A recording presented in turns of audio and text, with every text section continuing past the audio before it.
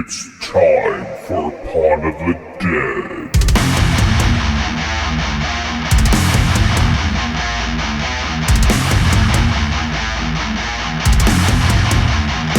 Join us!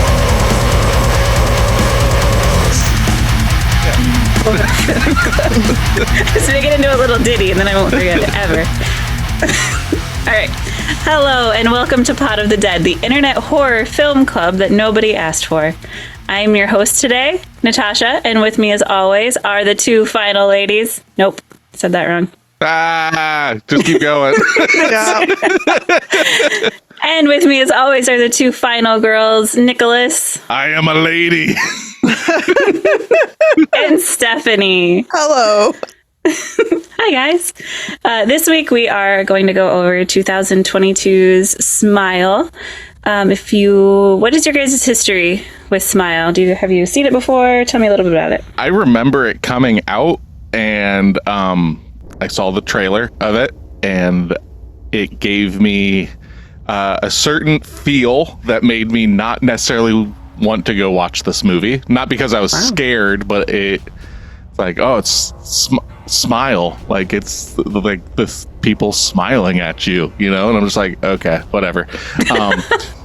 Beyond that, our daughter Noelle watched it and said it was the scariest movie she'd ever seen, so I was like, okay. And then our other daughter Maya said she got like 10 minutes in the movie and she couldn't, it was too scary, and I was like, okay, maybe there's something to this. So that's my history with this film, and then seeing that it's getting a sequel this fall.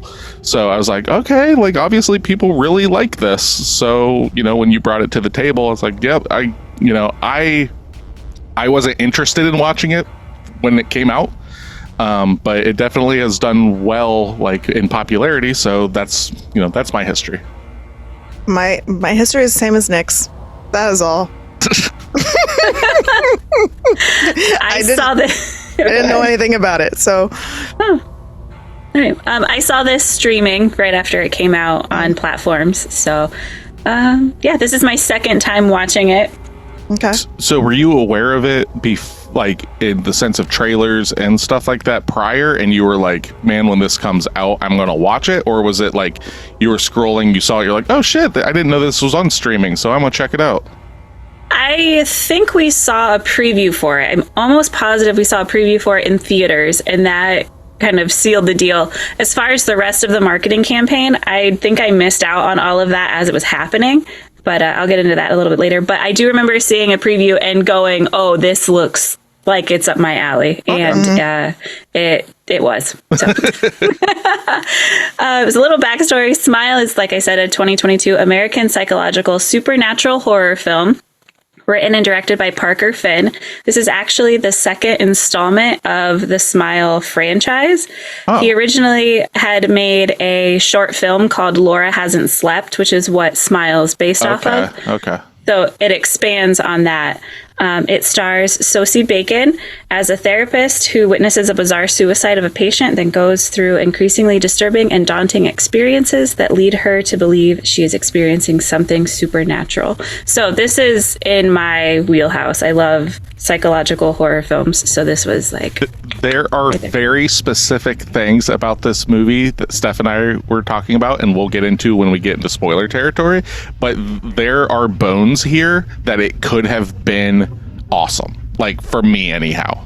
Yeah. But the route that it went, its narrative, like what it wanted to do, was not what it wasn't that I didn't expect it, it's just like I was like, okay, all right, like that's where, like, especially when I'm being told by people that's like, oh man, it's so scary, I was expecting certain things.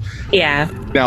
Now, that's not me saying that like I bought into the hype, because I went into this going like, I'm not expecting much, but people are saying it's scary, but nothing scares me. So that doesn't like in a movie, like there are certain things that scare me, like late stage capitalism and fascism, but in a film, it's not going to do it. That's fair. Yep. So I'm not going to go into 2022 in movies because we just did that last week. But instead, I want to talk a little bit about their marketing strategy for this movie because it seemed different and it was like in the wild. So a couple days before the movie released, the actors of the films showed up at different baseball games and would sit behind home plate with that smile and just stare dead into the camera. And they wouldn't move. They would just be staring directly into the camera while like the audience around them would start to get uncomfortable. Yeah. And I think that's really, really cool that it's just like happening out in the wild. They also did it at the Today Show. So I feel like I may have seen it on like ESPN or something like that. Yeah, and it didn't register. Yeah, it didn't register that that's what it was. Yeah. Yeah, because like that was really cool. They were like when I saw it, it wasn't like natural in the sense of like seeing it and being like, what the fuck? It was people going like, hey, have you guys seen what Smile is doing? Blah blah blah. And they showed like some clips and I was like, oh, that's cool. It's kind of like a guerrilla marketing campaign where they're just out doing like crazy shit. It's not like a flash mob, but it's that idea of just like, and here's like some things that make you uncomfortable, and then by figuring that out, you are then like turned on to their movie, which is really smart. It's not like exactly like Blair Witch, but it's reminiscent in that sense of like, what the fuck am I like, what's going on here? And it's I don't think it's the first of its kind to do that, but it was definitely very successful at it. Yeah, I agree.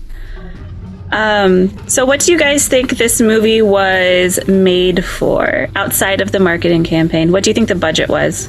Oh my gosh, we were talking about this and we had no idea. I think considering this was like distributed and stuff by Paramount, right? Because I think that's what we watched it on was Paramount Plus. I mean, visually, I don't think that it makes sense for this to be the budget, but knowing I'm guessing it's probably like $20 million. Okay. I'm gonna go with 4 million. Wow. It's 17. So Nick was much closer. Yeah, like it's just one of those things that like it's not in the camera or anything like that. It's more just the like weird shit that we don't see that like the budget goes into is where I figured, like, considering like I said, the marketing, it was everywhere. Like when it came out and stuff, like you didn't get a chance to not see a commercial for it or whatever. If you were on YouTube or you were on anything, there's a smile. And considering this, it feels like a Blumhouse movie in the sense of like, that's where you would think the marketing or the budget would be, like in that 5 to 10 million, but it's like, oh no, it's fucking Paramount and all that stuff. It's like, it's going to be double what you think it's going to be for no reason. Right. Just because it's Paramount. Because they can throw the money at it. Yeah. And with that budget, you would expect a lot more, like especially in the horror like area and stuff. We've watched a few movies that were high budget that still didn't deliver in the high budget. Yeah. So correct. I think but I'm just saying, throw it like, out there and guess. When you think $20 million for a horror film, you expect to see $17 million to see a horror film. You expect, some special effects like magic. Which, yes, there is some, but like not a lot. No. Especially like when your creep factor is based on just a person smiling. Yeah. You know what I mean? Like $17 million for that. It's like, okay. For those smiles, man. Man. All right. So what do you think it grossed? Based off of that. I'm going to guess. Let's see here. This was rated R, right? Yes. Okay. I'm gonna guess that this grossed $101 million. Okay, I'm gonna go 62. It grossed over $217 million worldwide. Yeah, I knew 105 domestic. I was close domestically, baby. But I knew that it had to have done well, like, because for them to also make a sequel like 2 years later, like they're doing the Saw thing in a way. Like it granted, like, I mean, the second one's not out or anything, but the fact that, they got their money, it's such a vague thing that you can do whatever you want with it. It just has to be creepy, right? It's got to have people smiling because they don't explain anything. Realistically, do they? people, and I'm not asking for expository dialogue, but they just kind of go like, "This is what I think happens." But like in the next movie, it could be another person just going, "Well, actually, this is what I think happened." Yeah, because there's no like concrete thing. So it definitely, they could make these fucking movies forever as long as they're turning a profit. Yeah. I hope they don't, though. I want to see the second one, but even with that, the storyline of the second one isn't as enticing as the first one. The second one follows like a pop star. The second one's got to be better than the first one because the girl in the second one looks like she can emote and act and more than just flat and screaming. Yeah, that is a huge problem I have with this movie. But like I said, we'll get into that later. Yeah.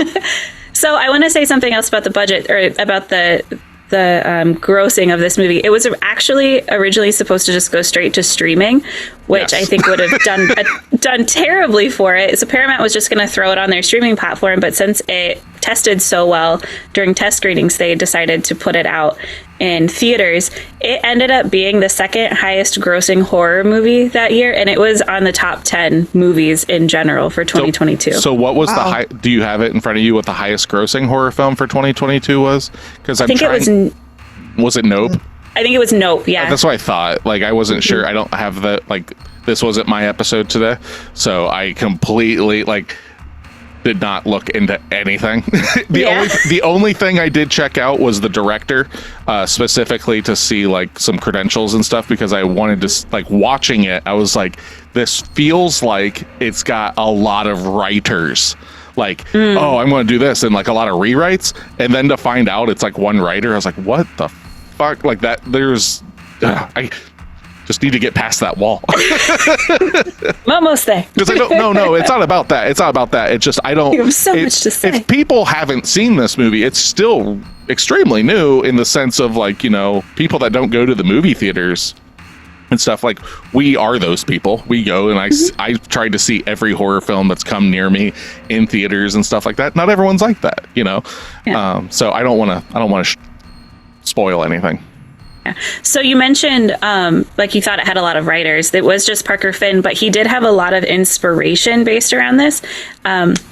He was quoted in a 2022 interview.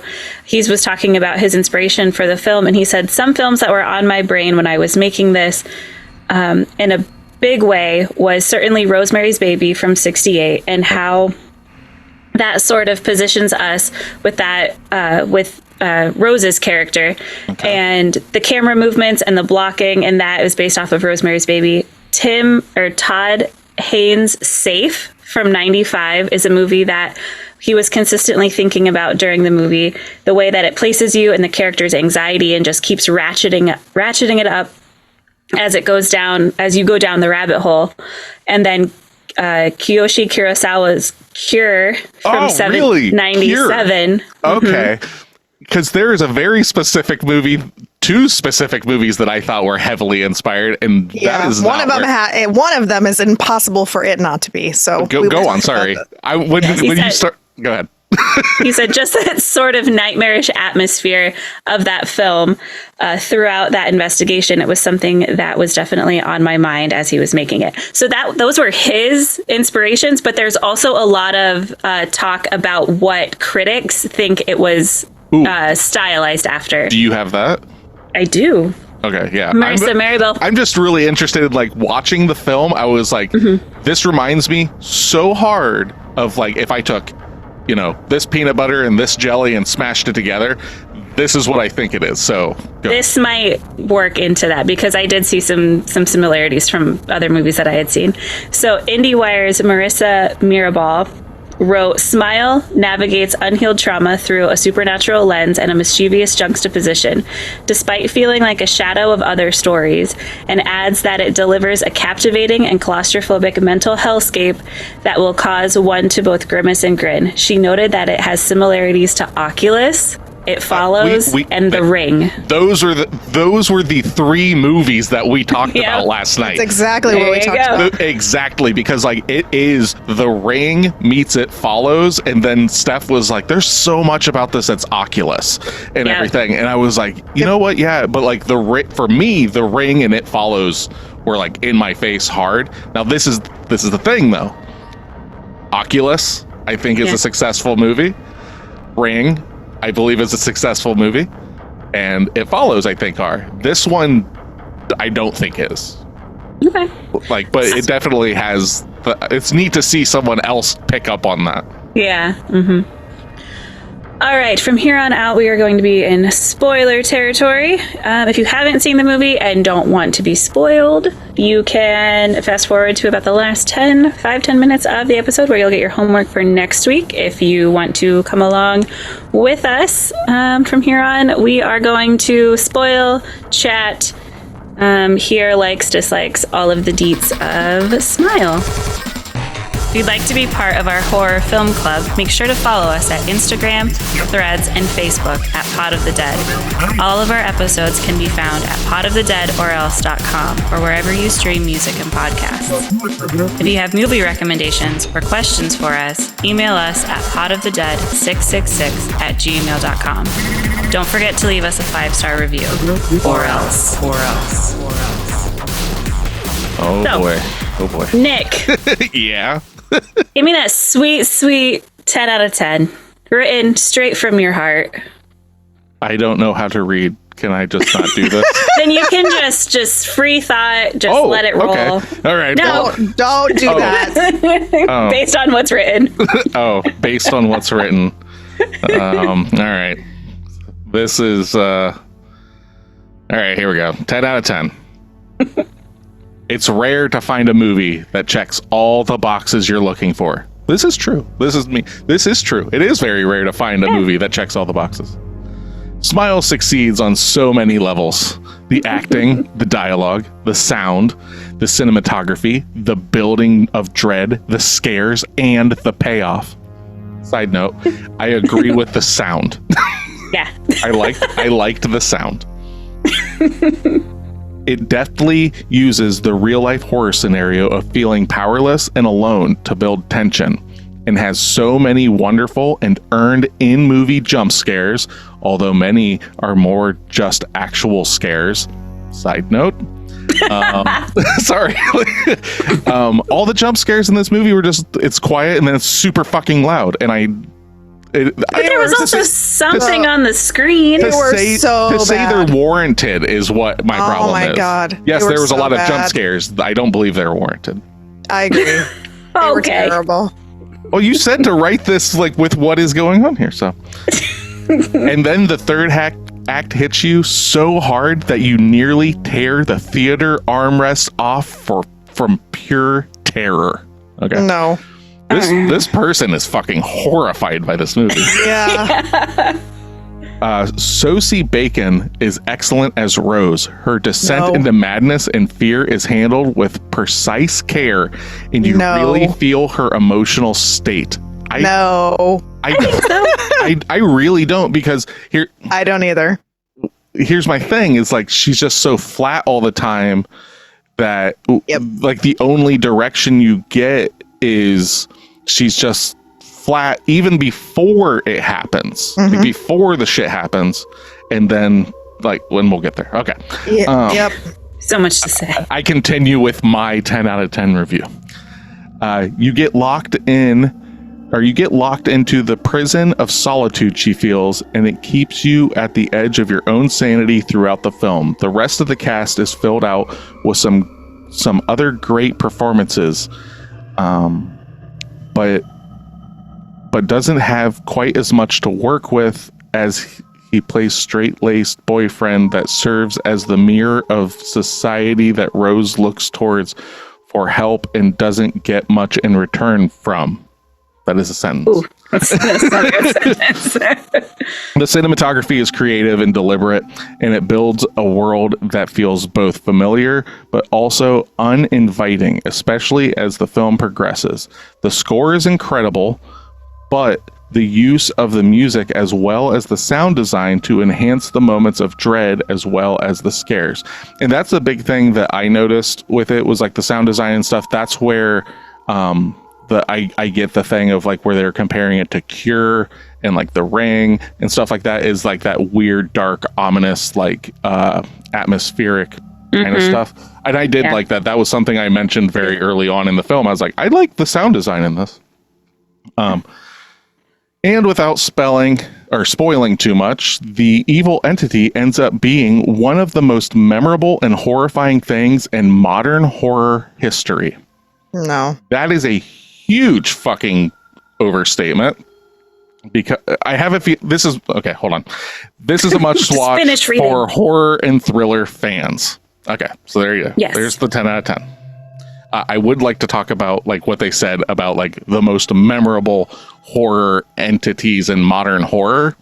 Okay. That leads me to believe that this person has actually not seen a lot of modern horror in the sense of like a memorable entity. Like, so, okay, memorable horror creature or character, right?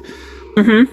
Art the Clown, right? Like, whether like or dislike, right? You got like Art the Clown, you've got fucking... But is art a creature? I think that goes into that discussion of what is a character versus a creature. I don't think the point of it was that. It was most horrifying things. Yeah, the entity ends up being one of the most memorable and horrifying things. That's it, just things. Oh. Okay. So it's referring to it as an entity, but I mean, I'm not going to go down a huge list, but like of the modern era, you've got like the Babadook. You've like, there's so many different things that I think that the entity at the end is kind of forgettable, personally.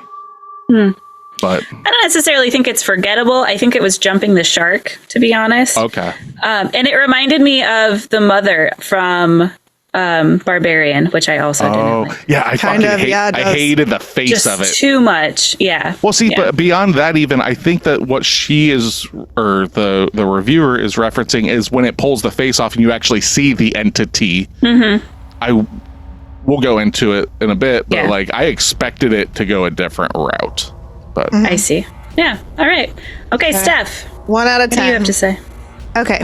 This movie was just a compilation of Sinister. It follows The Ring.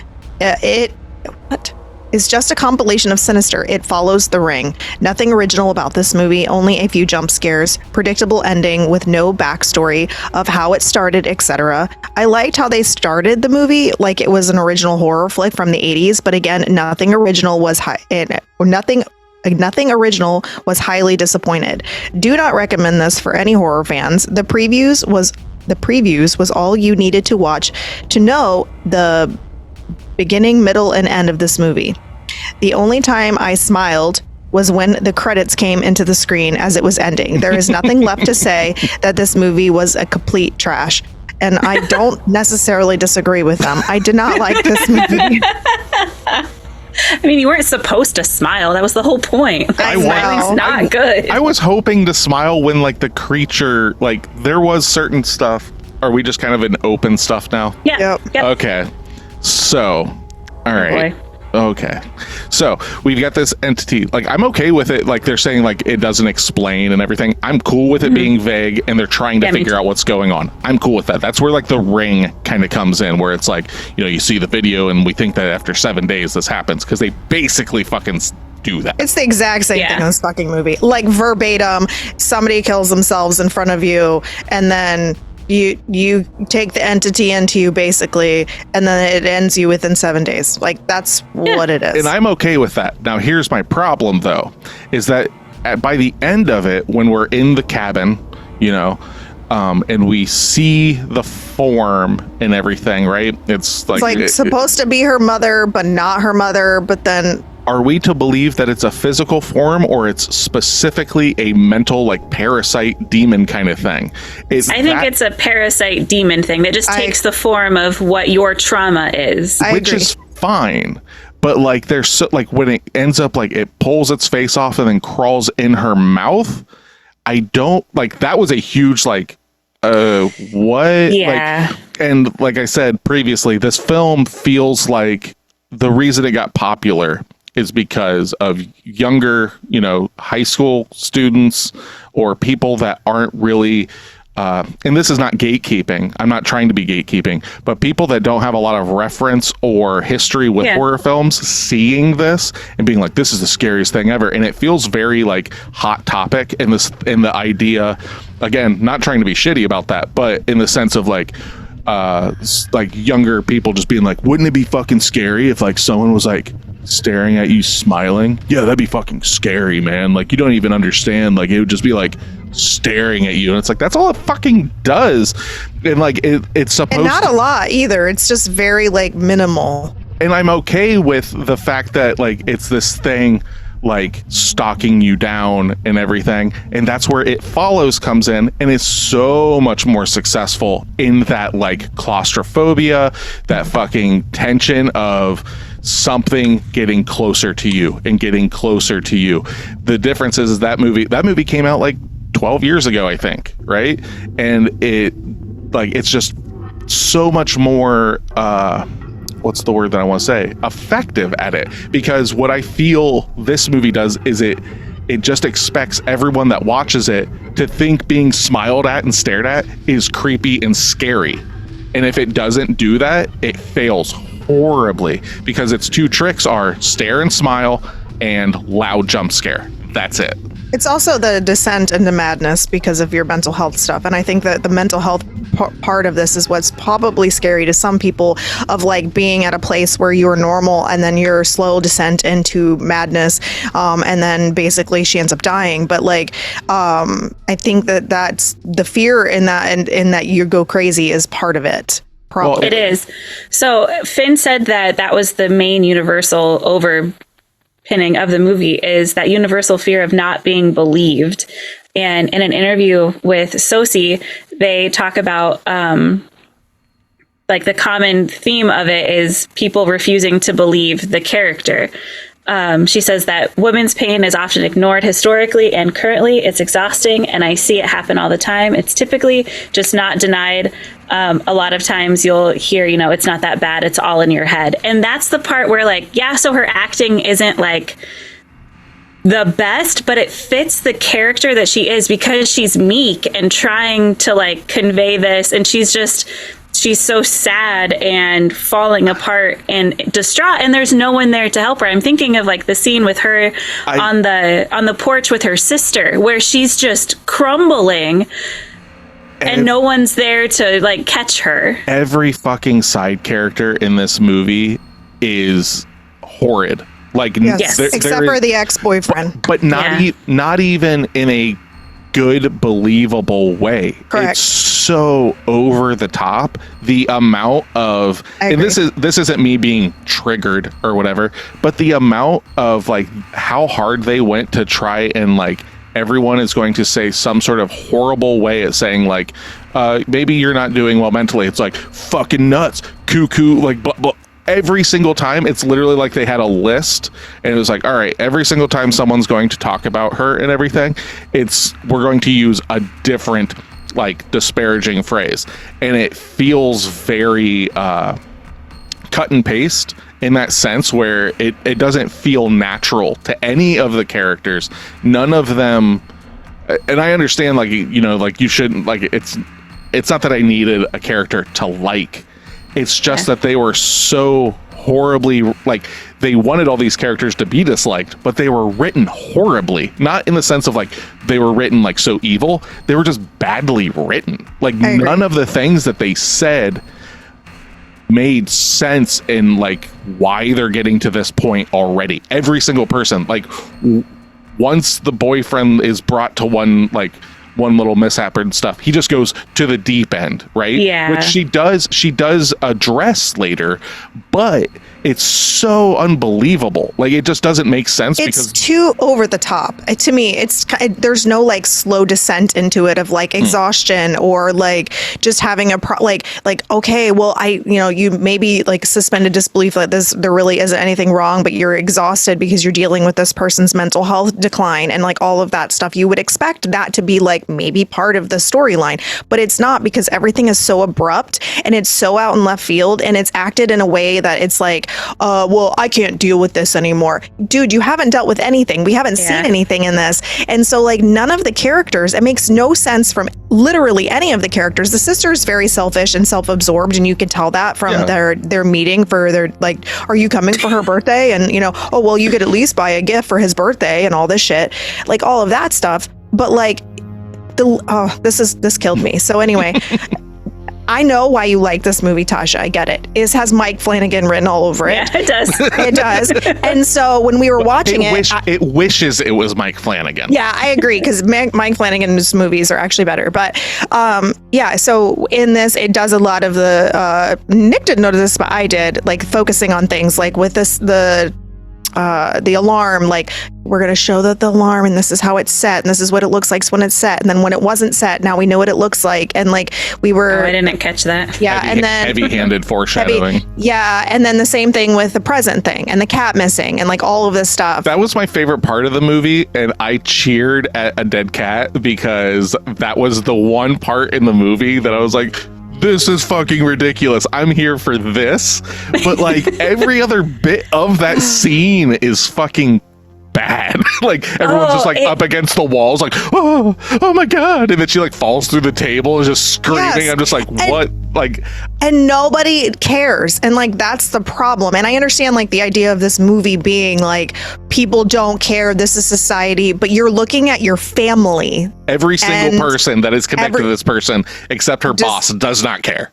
And her ex-boyfriend, who just like that she forces to care. Yeah, he's just trying to get it in. So like that's the thing for me. Like so she gets a cat, and it gets wrapped in this thing. She doesn't recognize that she killed the cat and put it in the box, which I already knew that's what was going to happen. Yeah. So I have no like surprise here. I'm like, that's what we're doing right now. And I forgot that it happened the second time I watched it. And it was still scary. Yeah. Was it scary? Like realistically, like. No, scary is not the right word. I felt so bad for like Rose. Okay. No, like a pit in my stomach, because like leading up to that, you know, she doesn't want to go. She's already, you know, feeling like shit, but you see her like trying. She's putting her makeup on. She's practicing like, I'm going to put on this good face. Yep. And then she's like giving thumbs up. Like, I just feel so sad for her in that, where she's like, all right, I'm here. You're going to like what I got you. I got you what your mom said you wanted me a dead to get cat. you. And then he opens it up and she's just broken, and everyone's screaming because they think that she did it on purpose, and she's like, I don't remember doing it. So it's that scene of like she's trying to like pick herself up, and then just in that scene it goes the worst possible way. That scene would make sense in the fact where, like, you know, I don't even know how to fucking word it. It's like when they were talking, the reviewer was saying like well-earned scares and stuff like that, right? I don't think that any of it's well-earned. It's just like, what is going on in this movie where she would do that? Like, there's nothing that explains like why she would put her cat in the box and everything, because all we're seeing is like this stuff creeping up on her. So like that doesn't make sense. It just flat out doesn't. I agree with that. And I think that's to where we're supposed to get into that. You can't trust the narrator, like, because she'll wake up on certain parts and not realize where she was and things like that. But I do have something to say. Well, hold on. That would make sense. Like that scene would make sense though if it didn't happen. Like if that was in her head. But it happened. Like that's the thing, is like, because we do see that kind of stuff, like where she goes into the hospital and she kills the guy and everything. And that's all just in her head and it's fucking with her. That would make sense if the cat part was that way too. But it's like, no, she actually did this. That doesn't fucking make any sense. But technically, we don't know if she killed the cat or not. We just know the cat is in the box. He pulls the cat out and it's dead as fuck. Yeah, but it doesn't mean that she killed it. So okay, so is it the cat? It's just a dead cat in the box. Okay, but it's a physical entity now, because I thought we previously said. See, this is my problem. Is like it's trying to do all this different stuff, and this is where it feels like there's a lot of different writers, because they're not paying attention to the scene prior. They're just going, oh, it would make sense if this happened, but it doesn't. It has made no logical narrative sense, like from previously. It would have. I want to know where the train goes. That's all I kept thinking. Maybe it's in the cat. Maybe that's just jams the train in the cat. We're going in the tunnel.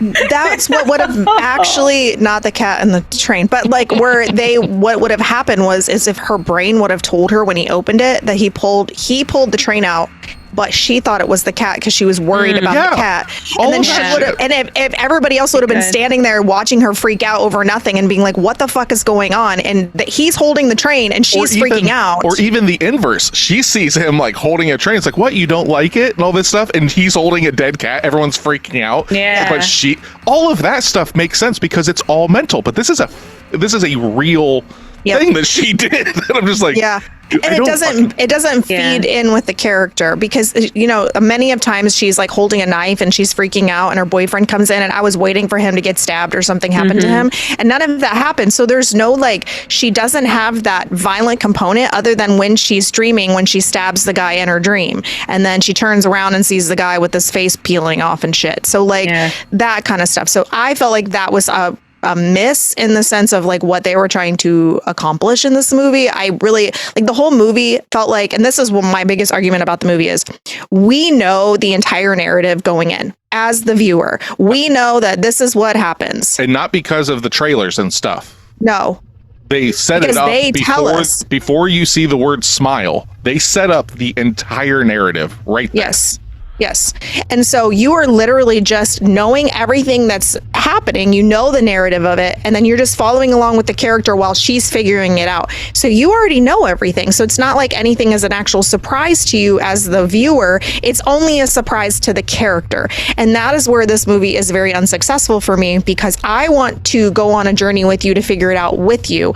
Or there's no mystery. I don't want to know everything. Like, I don't want to know that this is exactly what happens because they fucking tell you from the very beginning and lay it out very cleanly. This is the storyline. And then that's it. When the girl's talking to her and stuff, she explains, like, I saw this thing happen. Ever since, this shit's been going on. And then she does it. And, like, now we're into the movie. And nothing else, technically, narratively, happens other than watching this girl descend and find this stuff out, but we already know it. The only thing that we are and this is what I was saying previously, the only thing that we are watching is the descent into madness, which I think is a huge fail, not narratively, but acting. And maybe it was directing. Maybe the director wanted this, which is, you know, more. I'm wrong. This is a $17 million movie that made, I mean, I'm not wrong, but like my opinion is not what the natural consensus is. Correct. But like when you hear that like this is scary and creepy and all this stuff and blah blah blah, you expect certain things like good acting. Like it was not there. I mean, that's Kevin Bacon and Kira Sedgwick's daughter, so she's got to have some acting chops. No. Nepotism does not mean anything. I mean, realistically, like I didn't know that. I guess she does kind of look like Kira Sedgwick. But yeah, it was so bad. Like I didn't expect to go and I didn't expect to like this movie. I thought it was going to be very mid. I did not expect to hate this movie. Oh, wow. And I legitimately hate this movie. I agree. Well, like, I'm sorry. It was horrible. I'm not trying to be an asshole, but there were so many times that like scenes were happening and I was like throwing my head back, like going like, go move on. Like, why are we still standing here staring at her when nothing, like it's not like we're watching this. It's not like Hereditary where we're watching, there you go, there's a descent into madness that fucking works, and this movie is like, oh man, it's so scary, the descent into madness, and I'm like, are you fucking serious? That is in the same era. Like, come on. Yeah, it's definitely a Disney-fied version of Hereditary. She, in an interview, Sosie does compare her character she drew from the mom in Hereditary. Oh my god. Oh my god, no. Those are vastly different. I don't think you could ever bridge that You're gap. saying she watched Hereditary and goes, I'ma do that. There's no. No, She didn't that say movie's I'm pulling No. directly, but she compares that concept. Not even fucking close. the storyline. No, the acting. Fuck no. That Well, no, movie was fucking she's brilliant. saying the female I lead in know. this was like watching Hereditary and like use that as inspiration to try and get to these points. Which She's just not Hereditary's. she's just not a good No. actress. That's what No. I am here on record saying, Kevin Bacon, Kira Sedgwick, you need to have a talk with your daughter.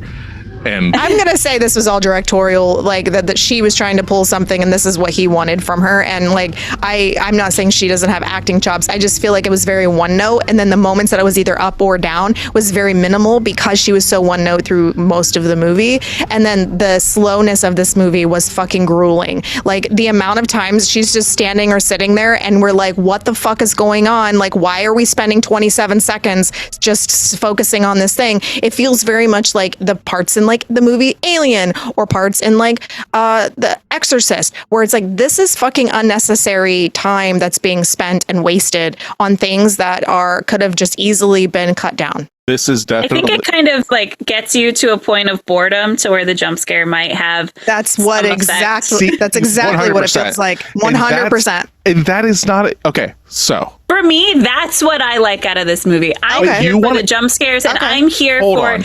just feeling so empathetic for. okay, I have Rose's a character. huge problem with that, and I'm going to ask you some questions. Okay, here we Wait, go. okay, please do. So you would rather a movie be boring for 15 minutes, to then jump scare you, which takes 5 seconds, to then be boring for 15 minutes, to jump scare you for 5 seconds? Because in a 2-hour movie, because this movie was like what, 147 to 2 hours, somewhere in there, right? Yeah, Really 155, I think. Yeah, like 2 hours. So if we're using that math of 15 minutes, that's 4 jump scares an hour. That means 8 jump scares a movie. For the movie to be boring, but it got you jump scared, like Well, I don't no, I wasn't- I don't understand that personally. I wasn't bored for that that extent of time, but like where she's holding the wine glass for a long period of time. That and then she something happens and she underpours the drops it. fuck out of She does. nonstop. I agree. It's like you might as well just take a swig out of the wine bottle if Yes. you're going to take just a little drink and then just chug it anyway. But no, those parts where it is just so quiet and close for those, 20 seconds or whatever before the jump scare.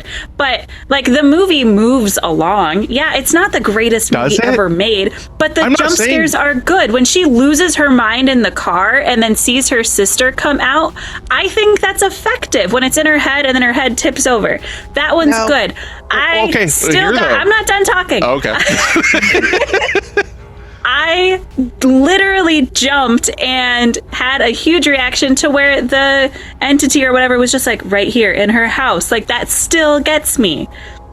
And like they were effective. Parker Finn was quoted in saying, Parker Finn still loves jump scares and doesn't care if you don't. So this movie fine. is clearly made for somebody like me and not somebody like you. But do you know what other film? Granted, it's older, but if like, would you consider films post 2000 as like the modern era of horror, or is that still 2000? That's still too old.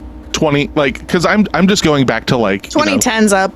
I'd Like- say 2010, 2015. and I don't Yeah. have the year, excuse me, in front of me, but The Conjuring, right? It's got a lot of fucking jump scares in it, Yeah. and it's so much more effective. That movie is very ominous, though. Like the whole thing too. And like that's the thing. I I think thought that that movie was way more. I think that that's what they're successful. trying to do with like the atmosphere and stuff like that.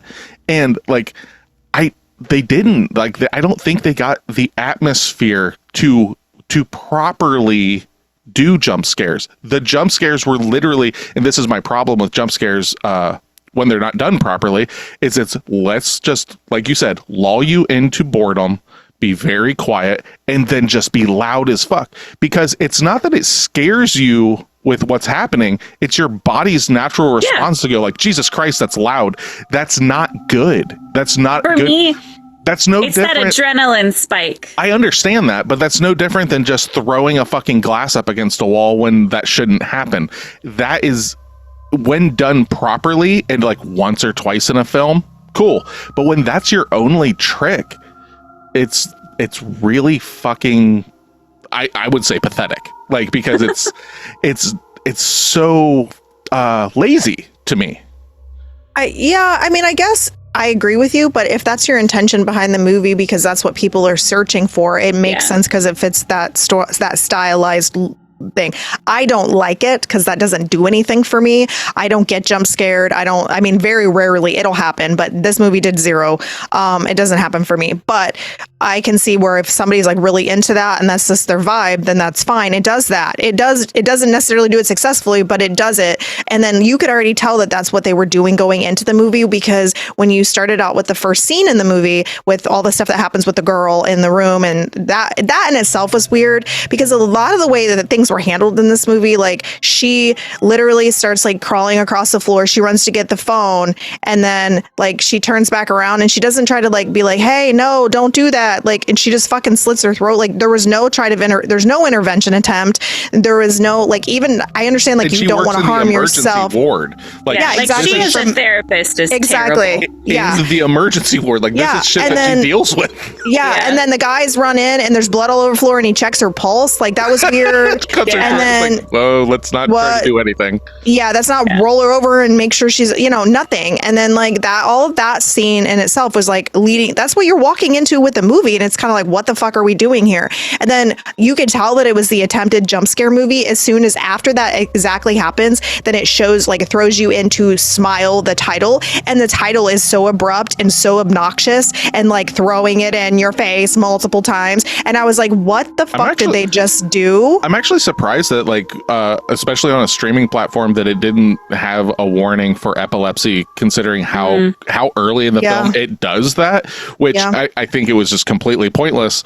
But I was just like, oh shit, I hope nobody fucking seizes, because it's literally like a strobe light. And yeah, so that was the biggest thing for me. Like, you just knew you were going to get into it because they were attempting to jump scare you with just the fucking title of the movie. And so and then you just kind of follow along with it. I didn't find, realistically, when she got to the house, which she decided to go to because they randomly still own it, which was also very odd to me because her mom died when she was like 10 or 11. And then she goes and she's like, she has to be almost 30 because she's a therapist, right? So like I would say she's like mid 20s, early, like late 20s. And so like they've owned this house for 15 to 20 years and like at least 15 years. And so she goes to this house and like to face her fucking issues, which is weird. And then she sees her mom and then the whole fucking thing plays out. And the whole time I'm just like, what are we doing? Like, and then she's like, cause like, she's almost like, I'm going to take care of this myself. I'm just going to go and do this myself. And then she does, essentially.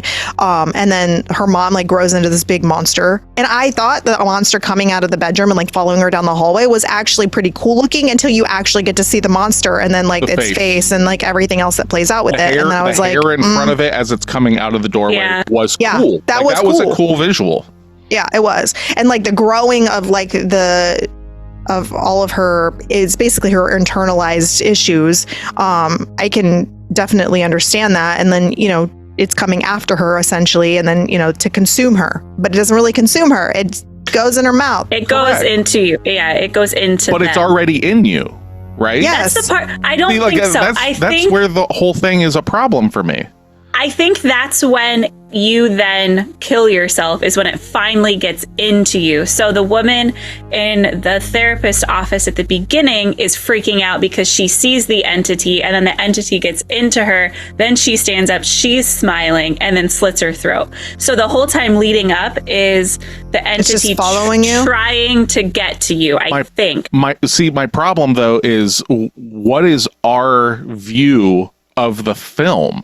Like, what is our position? Are we following the narrator? Are we a separate third party? All that kind of stuff, because so much of it is like, okay, we're seeing what she's seeing. Okay, now we're not seeing what she's seeing. Yeah. Okay, now that's where like it's such a clusterfuck of like, what is my perception in this movie? Well, and how can it be a mental perception if it's not inside of you?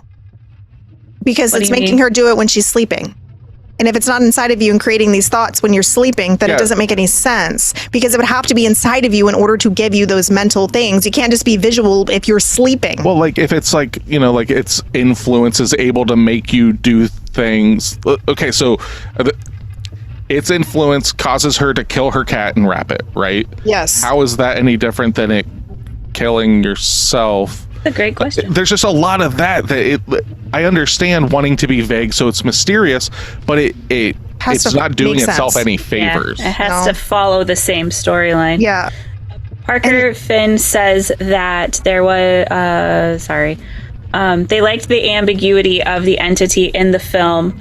He liked the ambiguity that the film was living in. There's something really interesting about taking something so internal and psychological and then something so external and bombastic, this is talking about the entity, and kind of braiding them together until they're indistinguishable. And I'm hoping that will go the extra distance to get under the audience's skin. He said he didn't want the entity to have a specific name. They wanted it to be kind of... it just is.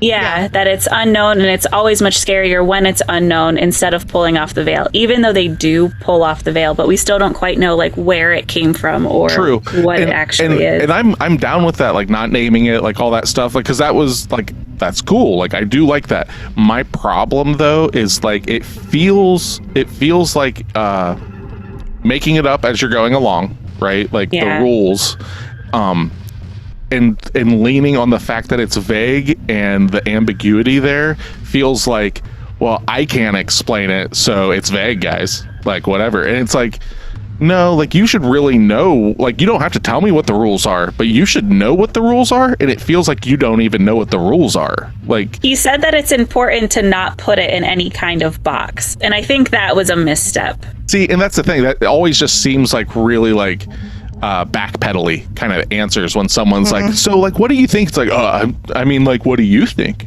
Like, it's like that kind of shit. And I'm like, no, like you can tell the difference between somebody that has all the information in them, but they're not going to give it to you, and you're just going to pick up on stuff. I'll use Talk to Me as a prime example. And this is like, I just made all this stuff, and it's like, okay, so what's the core?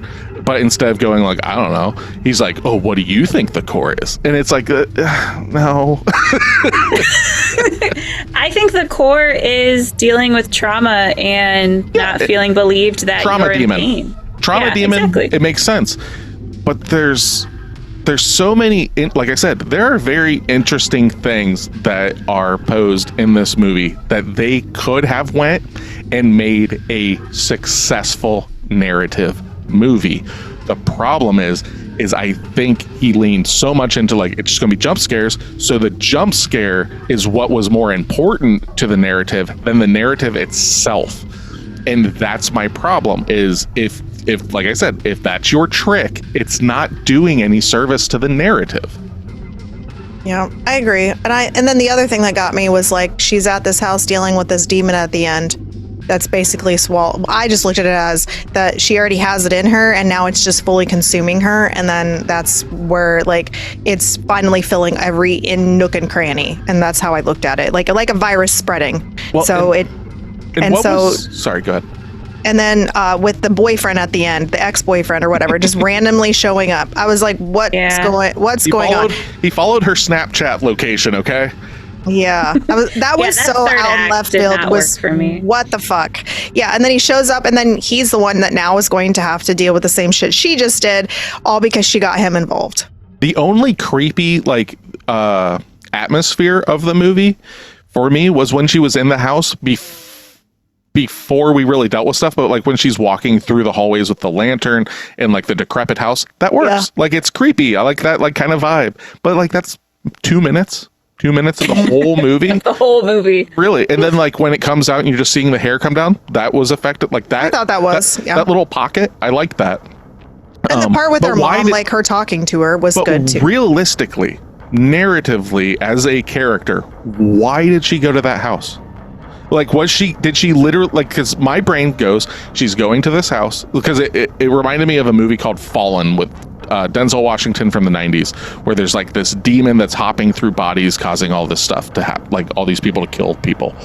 So I was like, okay, so is she going out here because it's secluded to kill herself, so then the demon can't pass on to somebody else? That makes sense narratively, because she has that information. She has it. If that's not her purpose to go out there, then what is her purpose? So she's going to deal with her trauma because she has no reason to think that that's going to help anything. Yeah. And she mentioned that she needed to be alone. So there is that. But then, yeah, when she gets there, then like the demon then it turns into like literally facing your demons instead of just like trying to hold out and be secluded for the rest of your life or killing yourself so then it doesn't pass on. So yeah, that doesn't really link up. Yeah. So like how I looked at it is like, you get out there, you're secluded, you just kill yourself, and you save the day. And that's still a downer ending because they give you the downer ending that sets up for a sequel that they could have also done in a better way. They could have had her kill somebody else, like the boyfriend, which I thought she was going to do. That's a whole other route that I thought they were going to go. Kill the boyfriend in front of somebody, then it passes on to them, and she's still, because the guy in prison has already done that. So we have that information we can do. Yep. She doesn't follow the information that she's given at all. And neither does the boyfriend. The boyfriend knows what's going to happen if he watches her burn to death. All he had to do was leave the room. This is what I'm talking about, where it's just like, here's a creepy thing. But why? Like, it doesn't fucking make sense. What does it for me is just following how sad Rose is, honestly. And then a couple jump scares. But yeah, the ending does not do it for me. I don't like it at all. I would suggest, Natasha, if you haven't seen it, to watch It Follows. Because if you like to watch a descent into madness and people not believing people and something stalking you and it's really fucking creepy, watch It Follows. It's the basic way that people are like told about this movie. It's like, oh, it's like a demon that follows people like an STD. It's passed on sexually. That's what I know about it. Yeah, exactly, right? But it's actually so I haven't watched it. It's actually good, and it's not like gratuitous, like it's not like a porn or anything like that. But like that's the idea behind it. And it works. As dumb as that may sound, it works. And it's the same thing. Smile has like a cool core where it's like this entity passes itself on after somebody causes somebody else trauma. You are now witnessing this suicide. Therefore, now it's going to feed off of that trauma. That is cool. I like that idea. It doesn't fucking do itself any service, though, in that. And that's my problem. Because, like Steph said, we're given all the information at the beginning, and now all we're doing is watching the descent into madness that I feel is poorly executed. But that's me. Agreed. All right. Well, do you guys want to get into review territory? Do you want to go last? Because you're going to be the champion. Okay.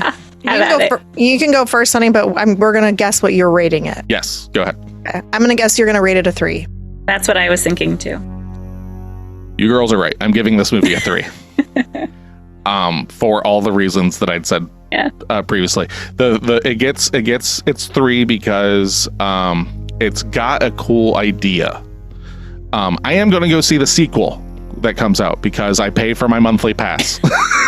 So I have, if there's nothing else that comes out that weekend, I will check it out. I'm not expecting to like it, but this is my thing. It's going to be better than this one. It's got to be better than this one because I have a feeling that maybe some notes have been given and like maybe there's like some extra writers on board that like make a narrative. And the girl just in the trailers itself looks like she is a better actress. And that is the biggest problem with it. Well, the two biggest problems is the narrative incongruity throughout it. It just feels like a piece of this, a piece of that, a piece of this, smashed it together. This is what people think is creepy. Let's throw some jump scares in it, and that's it. That's not a successful movie. I'm looking for a movie that, like, I go, the story was cool, not just the idea. And then also on top of the incongruity is just the acting is atrocious. Super fucking bad. They're either overacting or underacting the entire time. And I think that's all director related. That has to be director reason because the head doctor is the dude from Harold and Kumar, and I've seen him in other stuff and he's a good actor. Yeah. So this is all like the casting director, the writer. This is my problem with quote unquote big budget horror films because there's so much oversight. Now, I'm not saying that there shouldn't be any oversight, because then you get Terrifier 2, which is just like somebody should have reeled him in. This movie doesn't need to be 7 days long. But it feels like too many cooks in the kitchen. And I feel that they fluked out on it being a success, specifically off of Gen Z. This is their spooky, like, oh, it's so fucking creepy, because they're not looking for depth. And I understand that not every horror film needs to be fucking an A24 film. That's not what I'm asking for. That is not what I'm asking for. I'm just asking for it to make some sort of sense. I shouldn't come out of the movie going, what the fuck did I just watch? And not in a good way, just going like, how the fuck did all the people look at this script and go, this makes sense? Because it didn't. I agree. 3 out of 10. Fuck this movie. But again, like I said, I'm going to go see the sequel. Why? Because I cannot pass judgment on something I haven't seen. I can say it doesn't look like it's for me, but I can't say with good faith that something sucks unless it happens to me. I go, I didn't like that. Yes. So that's why I'm always down for any horror film, even if I know that it's not going to be for me, but I can go into it with just giving it what it is. So yeah. Logic about food. Thank you for like bringing it to the table, though, because I would have never watched this otherwise. And all it did, though, is it reestablished my my thing of going like, no, I'm right. Like, I knew that this wasn't for me. So at least I wish that I liked it. Realistically, because then I go like, ooh, what else have I fucking like turned a blind eye to, specifically because I'm an elitist bastard. But not this one. Nope. Okay. I think Steph gave this a 2.5. Ooh, man. Let's see here. I'm gonna go at 2. Nick's right. I gave us a 2. Oh my god! Oh, wow. Okay. I fucking hated this movie. This was up there with The Exorcist. Oh my god! It was awful. Actually, The Exorcist actually has a narrative, so that makes more sense. This one does not. If you want to see a movie that's actually doing something similar to this movie, just go fucking watch Oculus. Go watch The Ring. Go watch fucking Talk to Me, because the same thing, entity touching you, getting with you, following you through madness, kind of all of that shit. Go watch those movies. Don't watch this movie. This movie and every PSA. Yes, and every single shape of the movie, I was dissecting it, trying to figure out like, well, is there a piece of this I really liked? Is there anything? The acting was just fucking so bland. That's what it was to me. It was like just so boring. I'm not a jump scare person, so that doesn't work for me. We already covered that. I'm not gonna go into a long diatribe about it. I'm just gonna say I did not like this movie. I would never watch this movie again. I would never recommend it to anybody. I think it was shitty. But yeah, so, that's where you wouldn't recommend it to anybody. No. I would say if you want to watch a jump scare movie, I would give people another option of something else. Or if you need an emotional movie that you want to follow, just watch fucking Hereditary and be ruined forever. That's too much. It doesn't and that's where like it falls into the 3 for me. Is it doesn't succeed in anything. There's not like one thing that I feel like, well, if you're looking for this one specific thing, then Smile. The only thing it would be is like, does it creep you out when people stare and smile at you? That's the only thing I guess it does. I did not like it. So yes, it is because I was like, this is my gauge. Okay, so I obviously know 5 is like anything below that I don't ever want to watch again. And then we watched Terrifier 2, and I don't want to give any spoilers if people haven't listened to it, but I did not like that movie either. And I knew what I rated that movie, and I was like, this movie was way worse than that movie for me. So I rated it less than that because of that. So okay, I want to ask because I'm very interested in like. It's very rare for me to score this low, right? Yes. But like I always go with like a 1 is like it's a movie. Like it gets that. And then like why did I give it a 2? Why did I give it a 3? You know? So like mine is like it gets to where it is because like the sound design was cool. And then like I said, like the 2 minutes of like the creepy in the house and the creature coming out of the doorway when you can't see its face. there you go. There's your 3. What gives this a 2 and not a 1 for you? Not a, I have no idea. Okay, I was just interested. I honestly don't. There is still nothing about this movie I'm always I like. interested in seeing what makes certain scores for you girls, because I understand what does for me. So I'm always interested. I don't know if I've ever given a 1 on a movie, so I'm kind of like, and I'm kind of like that with 10s. I'm kind of like stingy about both of those, and so, I'm becoming more liberal with my scoring. I need to be a little bit too, but I'll give 10s. I'll give 2s. I don't know if I'll ever give a 1. Oh, I will. That's not. Yeah, Tasha's giving a lot of 1s. Oh yeah. But like, yeah, who knows? All right, what do we think Tasha's giving this? I think she's giving it a 6.25. I think Tasha's giving this a 5.5. I'm giving it a 6. Okay. A 6. So the reason I'm giving it a 6, I liked the cinematography. I like it when they have cool swoopy cameras. I like the overhead shots. I like the long pans. That in and of itself is a part of the I'm sorry, not to cut you off. There was one shot in the movie that was very early on that I said to Steph, is this CG or is this a real shot? Because it was an overhead shot of like someone coming in on a gurney, and it like pans up and goes through a window.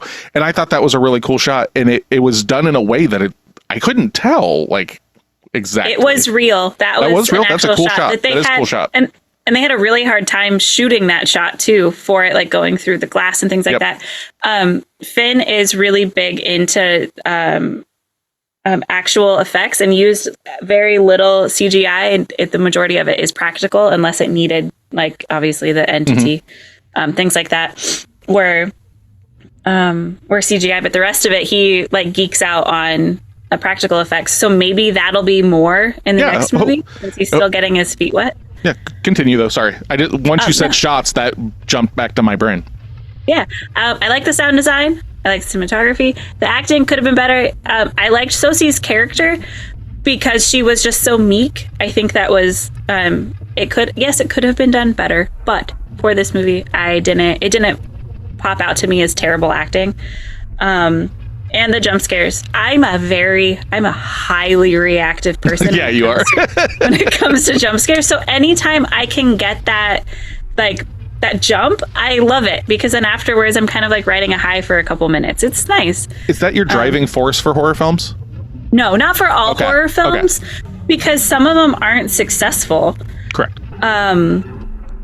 Like if there's too much going on and then a jump scare happens, that doesn't happen. But if I'm immersed into something, like it did a couple of times in this movie where you're focused on what she's focusing on and it draws it out just long enough, I can get captivated in that for the jump scare to be effective. I might even know a jump scare is coming and I will force that out of my thought process so I can get that jump scare. Because you're hunting for it. You're wanting the jump scare. I want that. Yeah. I knew in the house. That's where you and I differentiate, because like where you're saying it's coming and you go, nope, I'm going to let it happen. I notice it and I go, that's bad. I shouldn't notice that.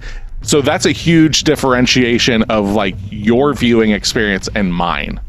Yeah. Neither of them are right, but it's like that is a huge That's just difference. how we watch it. Yeah. I knew in the house that jump scare was going to come. I couldn't remember what it was, but I could tell by how long things were being drawn out that something was going to happen. Yeah. And that was the one that got me the best. And it was great. So for all of that, I'm giving it whatever I said, a 6. I do have a suggestion for you though, if you like jump scare movies and stuff like that. Another effective one. I'm not a huge fan of it per se because of, whatever, but I have watched 3 of them now, is Insidious. If you have not watched Insidious by James Wan, he made The Conjuring and Saw and stuff like that. Check that out. Like it's an effective jump scare movie if you like that kind of stuff. And I personally, my favorite one of that series is what some people think is the worst one, but the third one I think is the best. But yeah, who fucking knows? Gotcha. But yeah, like if you're looking for something that's jump scare, fodder or whatever, that I think is like that. See, that's the difference. I would suggest that movie, even though it's like a whatever to me. Yeah. If you like jump scares, there you go. Smile doesn't do that for me. in that sense. So. Is that the reason why you like Scream so much, Tasha? Because those movies are just inundated with jump scares. Yeah. Yeah. I don't need the gore. I don't need slashers. I want to feel sorry for the character and get startled. Yeah. Okay. So the Screams, those are one of the very few movies that are out there that, because I haven't watched them in so long, and when I rewatched the first one we did for the podcast, and when I watched it for the second, when I rewatched the second one, I had jump scares because I hadn't seen them in a while, and that doesn't happen to me very often. And I think those movies do jump scares so successfully that it kind of, but that's it's not hard to watch. But that's not what it just leans on, though. No, but like it, there's a lot of there's a lot of narrative too, and they're really well made. But like you go into those movies and they're so, like, for me, those jump scares and those movies are so successful. I don't know about the new ones because I haven't seen them yet, but like the originals, the first two at least, it does the same thing. It's so, I don't know why, because like I don't usually jump scare, but those are the one movies that I know for a fact I've watched, and I think I know when it's going to happen, and it doesn't happen, and then I end up getting jump scared. So that works for me, and I get like the feeling of like what Tasha's saying, like it feels good. It does. I agree. I just don't. It never happens to me. So I'm like, and so I'm one of those people that it's usually 2 steps ahead of a lot of characters in the storylines. I'm like, this is when they're going to do this, and so that's how I already know. And like, I wish I could push it out of my head and not try to figure out the story beforehand, but I just don't work that way. That's why I like present. That's why I like the Yes, I third know. Insidious, though, because it successfully jump scared me multiple times. Awesome. Okay, see, Like, which does not fucking happen, and I was just like, oh shit, like this actually worked. The reason I've gotten that far is because Wesley really likes them, so we were watching Oh, yeah. through all of them. But yeah, That's what I like about the Paranormal Activity movies. That's the whole point of them. yeah, and we'll get to that. Yeah, we haven't seen that yet. If we ever watch those, you guys probably aren't going to like them, but I'm going to be... I like found footage, so Oh, Yeah. that's true. See, I don't, so that'll be interesting to see. Yeah. Yeah. so what's that give us? What's that give us for a final score? That gives Smile a whopping 37%. Okay, so it's got a higher score than Terrifier 2. But Thank God. But I think it also still falls in the same thing of this isn't for everybody. Like No. this is for the people that are jump scare hunters. That's what I'm going. That's what I'm going to call And you, that like Tasha. sad, You are- like sad movies. I didn't catch the sad. I didn't catch Well, the sad. that was the intention, though. Okay. Yeah. So, If you want to feel bad for the main character, Yep. not as bad as you would for the family in Hereditary. Like, yes, there are movies that are done better, but I would say if you want to feel bad for the main character, yes, and effective jump scares, I think they were done well. Cool. Yeah. Well, if you've gotten this far and listened to us and stuff, sorry for spoiling it. I mean, but yeah, if you like jump Kind scares, of knew what you were in for. yeah, if you like jump scares, I think that's the thing. It's one of those things like I would suggest certain like Dead Alive, right? I would suggest Dead Alive if you really like splatter stuff, but like would I just suggest that to anybody? No, you have to like this specific style of horror. You have to like splatter and like horror comedies, and that's that. You have to want a certain kind of thing. So you have to be willing to fast forward through Dead Alive, the first part of it, so you can get to the good parts. yeah. That's all. That movie would have been rated so much higher. Just saying. All right. So What's our homework, Nick? Homework for next week. You had actually mentioned it while we were talking through this. So we will be watching Sinister next week for Hey. our episode. So I don't have the year in front of me. We'll find that out later. But this stars Ethan Hawke, I believe is who the lead is in this. Okay. I await your girls' like take on the film and stuff like Okay. that. So It's from 2012, and you can find it on Hulu, Prime, or Max. there we go. Sweet. That's So good. make sure you do your homework. I don't want to have to make people go to summer school, even though summer's almost over. Give you a Saturday school, I guess. This last week's homework was hard, so this one hopefully will be less difficult. I have a feeling. I got a feeling deep in my gut that Okay. everyone's gonna like this movie. I just have a feeling. Okay. We've been on a stretch of Not so good. somebody liking it and then everybody else hating it. I Yep. have a feeling that this is the one that's going to straighten out the ship a bit. I've seen it. Oh, you have seen it? I'm excited to talk about it. Yeah. Cool. All right. Okay. For Pod of the Dead, you are Natasha. I am. I was going to do it. Oh, go ahead. Natasha. You do it. You're running the show. I'm sorry. I'm stepping on toes. Yeah, Jesus. For Pod of the Dead, I am Natasha. I am Stephanie. I am Nicholas. Come back and listen to us, or else.